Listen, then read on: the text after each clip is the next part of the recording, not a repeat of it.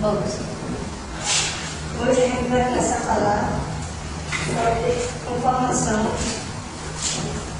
de materiais elétricos.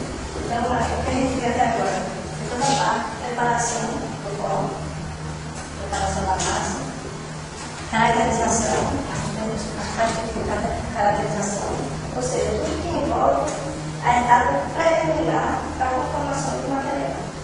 Então, a consolidação do material é a etapa de conformação de 90% dos materiais sérios tem que ser conformados previamente para depois serem tratados termicamente ou secundariamente, sinalização principalmente. Então, a gente vai ter duas aulas, essa parte de conformação, e duas aulas, mais duas aulas, que a gente encerra o assunto.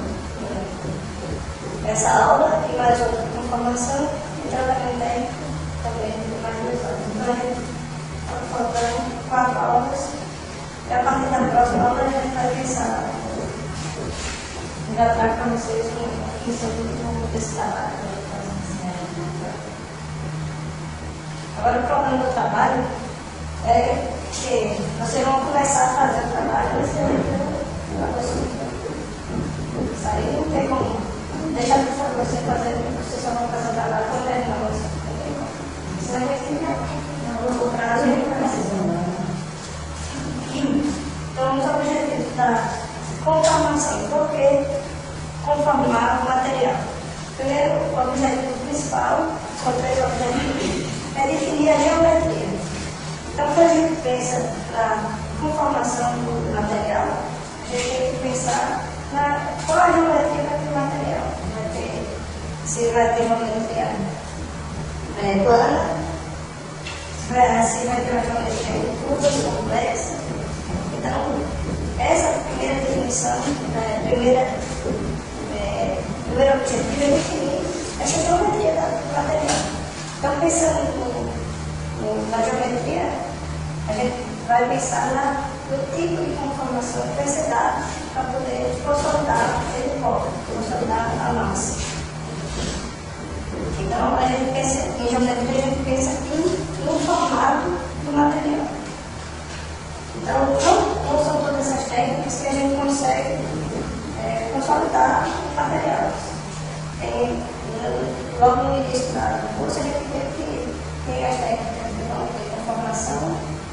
Algumas são apropriadas para peças de formato simples e outras formatos mais complexos. Então, o que a gente vai ver aqui também, essa parte do estudo da conformação do material, é pensar também no tipo de material que vai ser consolidado. Então, primeiro definir o objetivo da conformação é definir essa geometria do formato da peça. Depois do formato, a gente tem que especificar as dimensões da peça. Então, pensando em dimensões, é a dimensão mesmo, a dimensão final da peça. O que vai interessar no processamento cerâmico, no produto final, é o tamanho da peça e o seu tamanho final. Então, tem alguns materiais que requisitam dimensões bem específicas, tamanhos bem específicos da peça. Então, a programação tem que ser feita como se fosse de trás para frente. Como a esteira para frente, a gente vai pensar na sintetização do material, as reações que vão ocorrer, esse material vai retrair muito. Então, quando o consultor faz a conta do tamanho da peça, as dimensões finais da peça, a gente já tem que pensar se o material vai retrair muito pouco. Então, esse controle dimensional. Por exemplo, eu quero um material que tenha 100 milímetros. Então, se esse material vai sofrer uma retração alta, eu já tenho que dar uma forma, conformar o material com mais de 100 milímetros, pensando em ele ter, no final, aquela dimensão correta de 100 milímetros. Então, a retração que normalmente acontece, como acontece a retração, alguns materiais podem retrair mais ou menos, mas sempre acontece a retração. principalmente quando se quer densificar o material bastante denso. Densificação está associada quase sempre com retração. Então a gente tem que pensar nas dimensões finais da peça. Então, como objetivo da conformação, além da geometria, as dimensões da peça e a tolerância dimensional. Então, a gente às vezes fala muito em dimensões lineares, mas as 3 dimensões, se o material for uma placa plana, ele vai sofrer a retração longitudinal da sua penetra com seu tamanho maior, ou seja, nas 3 dimensões, a altura e a espessura do material, a largura do material.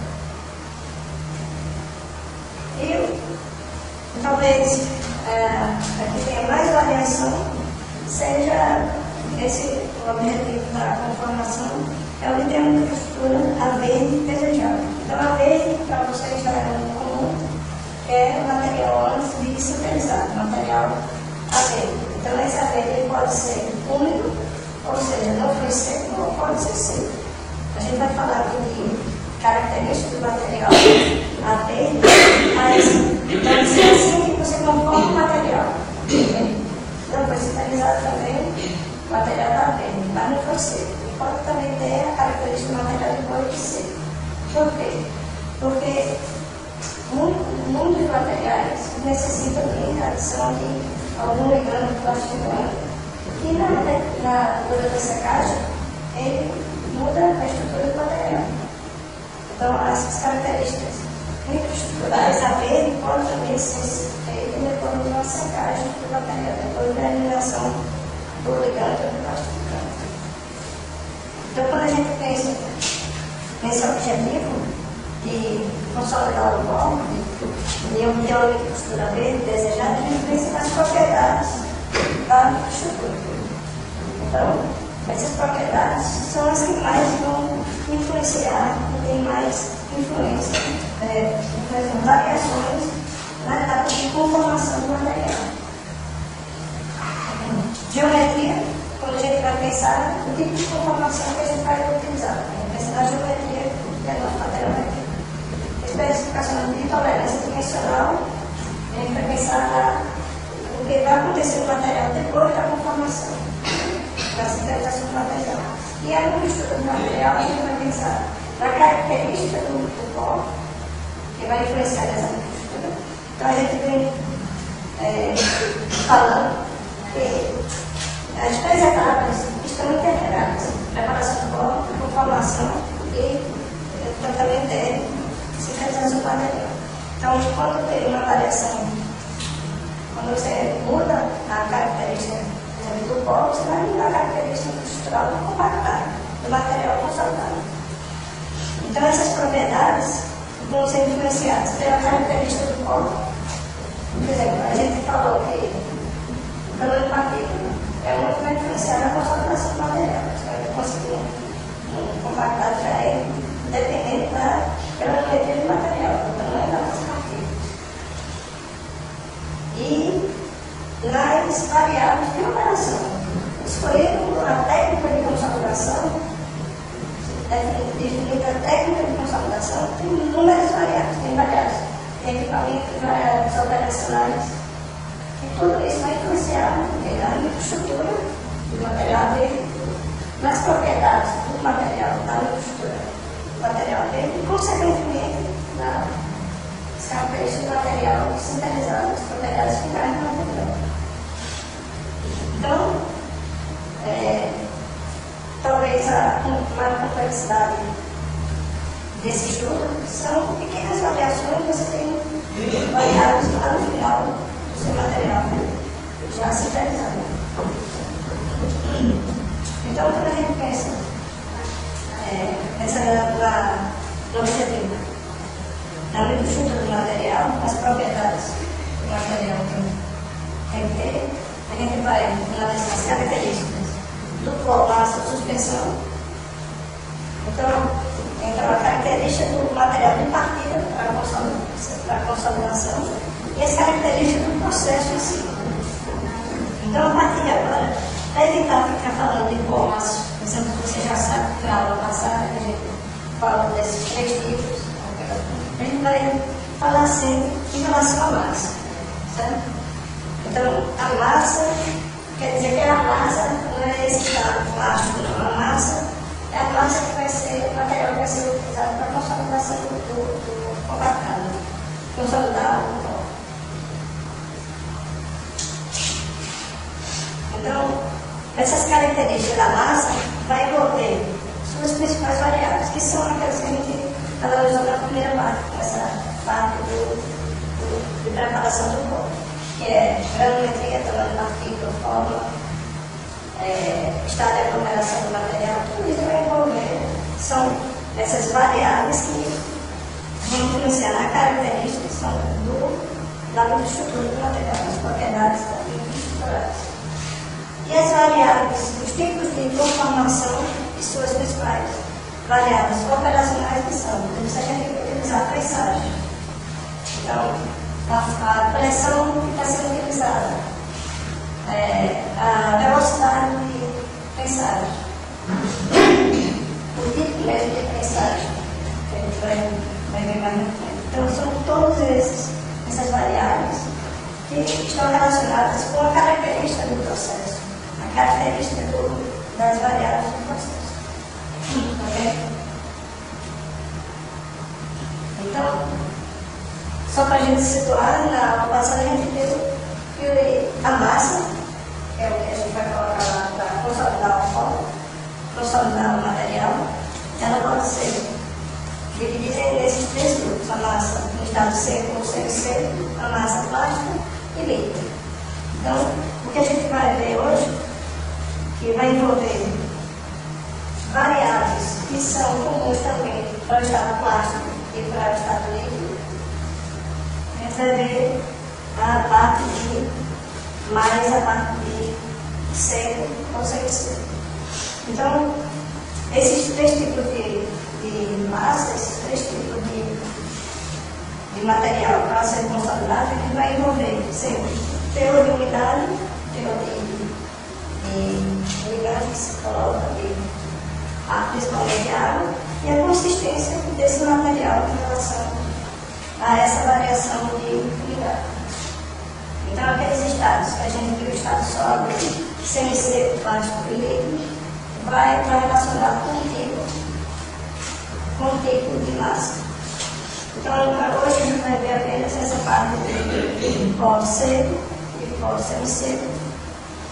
Na próxima aula a gente vê o estado plástico e o estado líquido, ou seja, a consolidação de materiais nesse estado.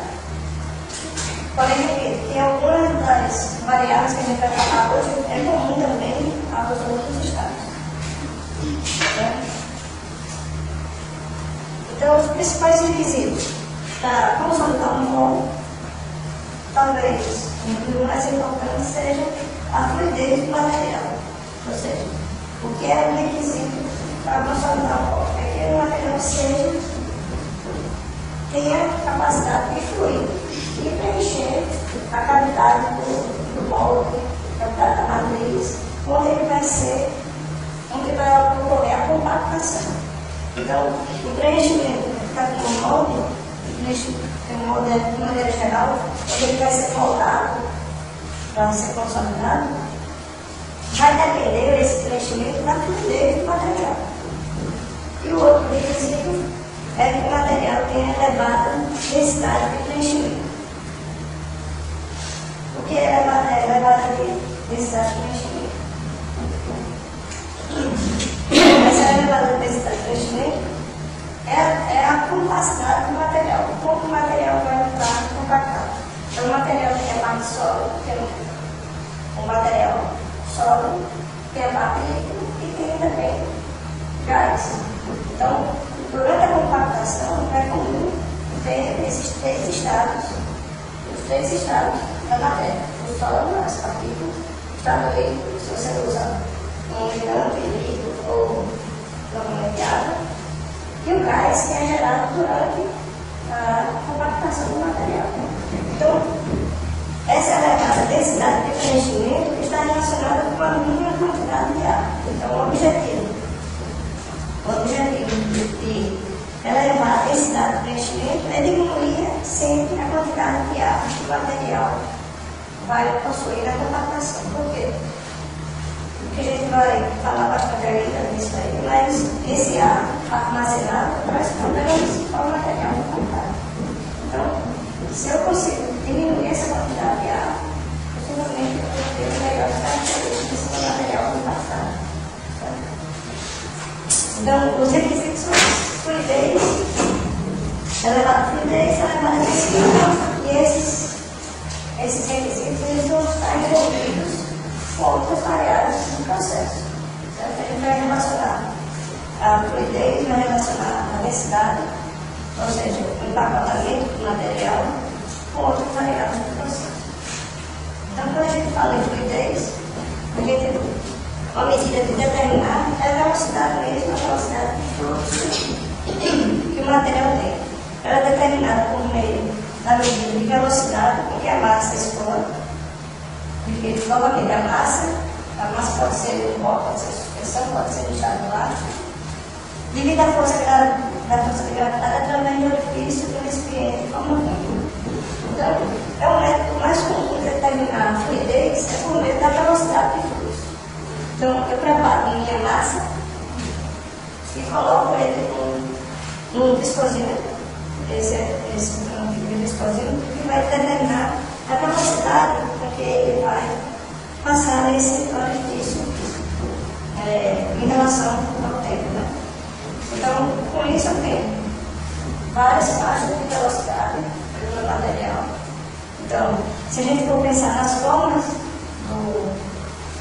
da massa, uma suspensão ela vai ter uma velocidade bem maior do que um pó seco. Isso é claro porque quanto maior for essa velocidade de líquido, maior vai ser essa velocidade de fluxo. Mas dentro de cada faixa, a gente pensar só no pó seco, vai ter variações também de velocidade. Então, essas velocidades são influenciadas por vários fatores de pó. Tamanho, forma, tudo isso é influenciado na velocidade que a gente já vem comentando anteriormente. Então, pensar em fluidez, a gente tem que pensar na velocidade de fluxo do pó, da raspa e da suspensão. Certo?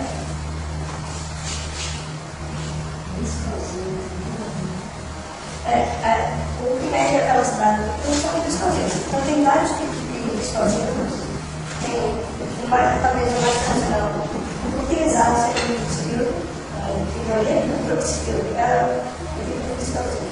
Tem só para prolongar aí tem dispositivo, mas não precisa. A gente instala aí uma chefe a energia é seletiva, né? Modifica. Já está trabalhando com dispositivo. Se a gente vai lá, trabalhar com o grupo lá. Tem outro que é chamado de plataforma, também muito utilizado em cerâmica, materiais cerâmicos.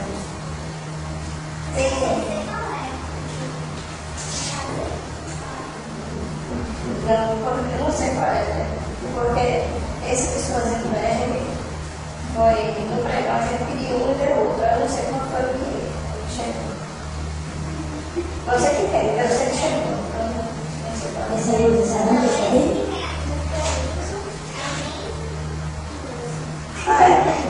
Então foi o que era que você então o nosso ainda não chegou, porque não precisa fazer esse negócio. Mas como é que você vai trabalhar? Se é antes do seu trabalho?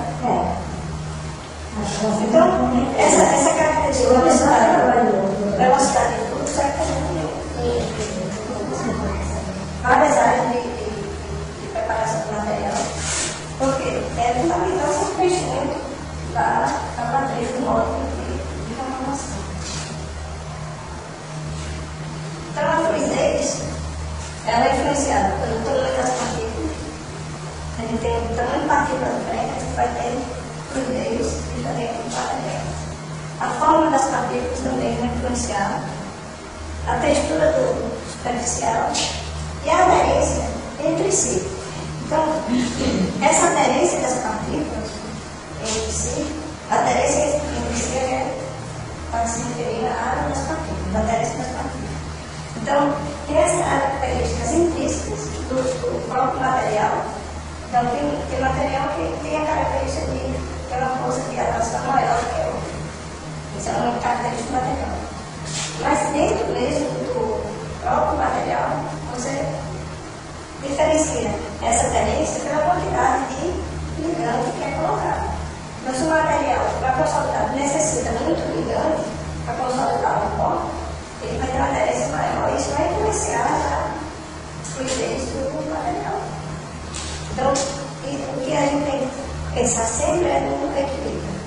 A gente, às vezes, quer que o material tenha essa fluidez para ter um bom preenchimento da quantidade do nó, mas também a gente tem que pensar depois de retirar esse ligante e nessa aderência que o material vai ter na hora de preenchimento, na hora que for preencher essa gravidade.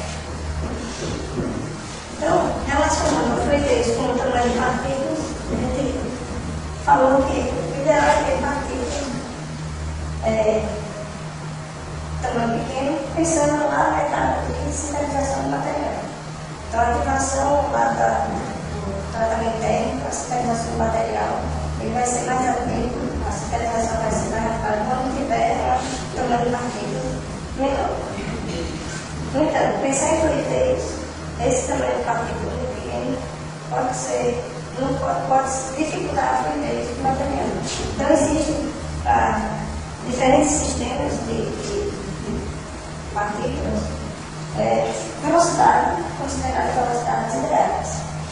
Então, esse gráfico mostra exatamente esse comportamento do tamanho com a velocidade de fluxo. Então, o que a gente tem é que nessa faixa aqui, de 150 micrômetros, 150 a 500 mais ou menos, é quando o material tem essa maior velocidade de fluxo.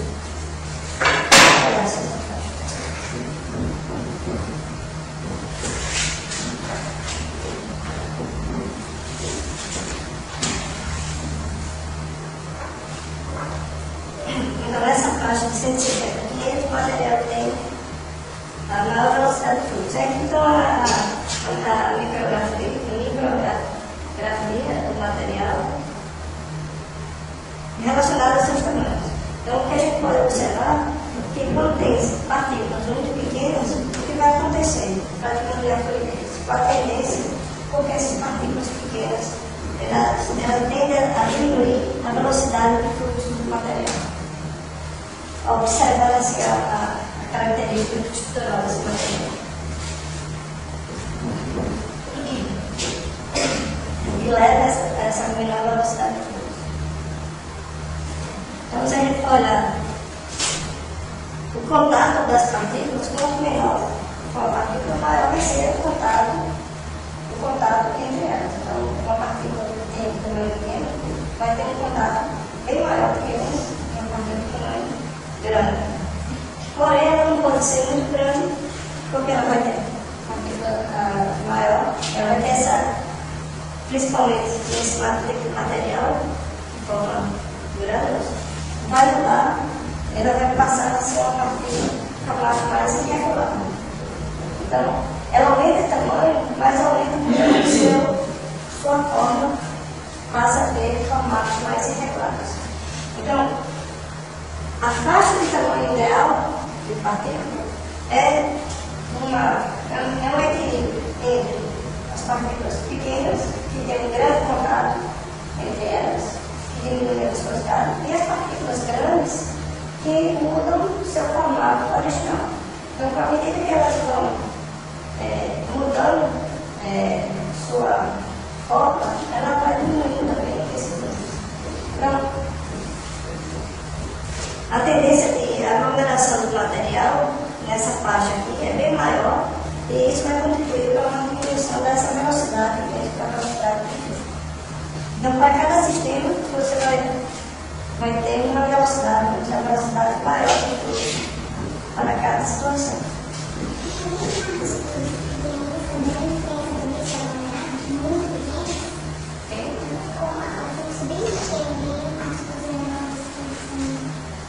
Tem a tendência, porque quanto menor for essa partícula, maior vai ser a tendência. Agora, a tendência de aglomeração. Agora, considera que esse material aqui não está aglomerado, o que diminui a velocidade é o contato entre elas. É o mesmo contato. Mas, existindo, quanto menor isso aí é coerente, quanto menor for esse tamanho, maior vai ser essa tendência de aglomeração do material. Por isso que a gente tem que pensar em meio de não aglomerar esse material. Porque senão o material vai ficando aglomerado e também vai causar diminuição da velocidade do fluxo, mas já é outra situação, devido à aglomeração do material.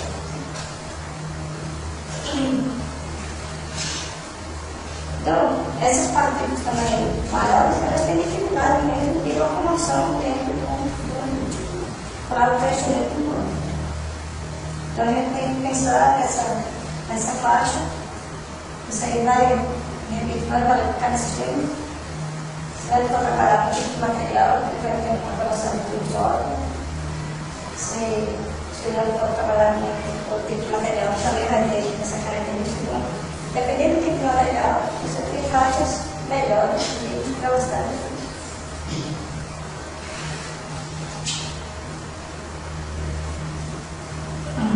Então, a forma e textura do material, a textura do material está mais relacionada com a característica mesmo da partícula. Então, se tem material que tem uma textura mais abrasiva, que tem também dificuldade de fluxo.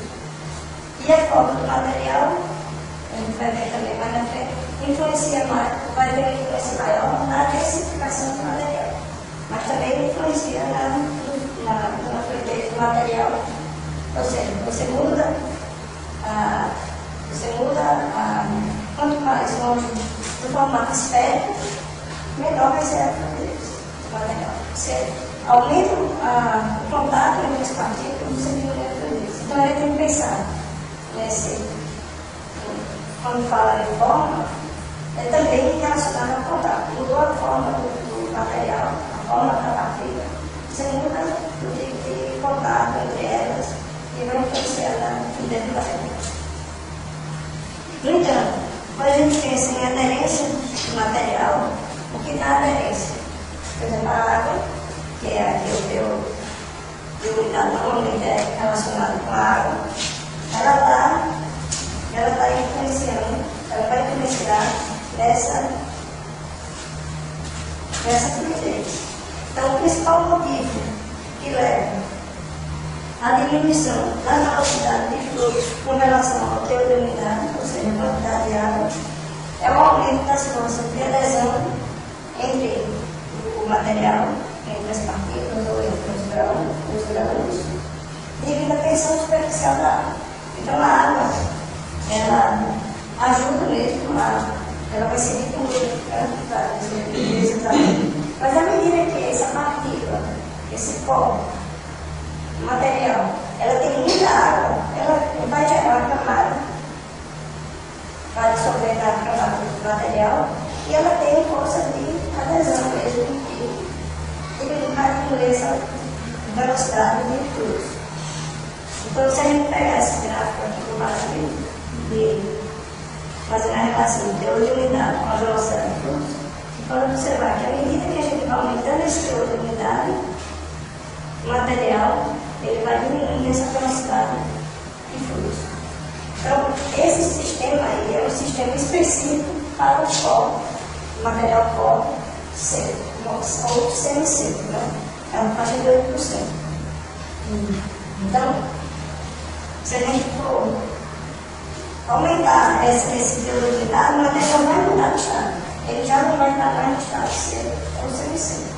Então, por isso que a velocidade de fluxo é sempre maior para a suspensão, depois do estado do ar, depois do pó. Mas para o pó específico, o sistema de pó,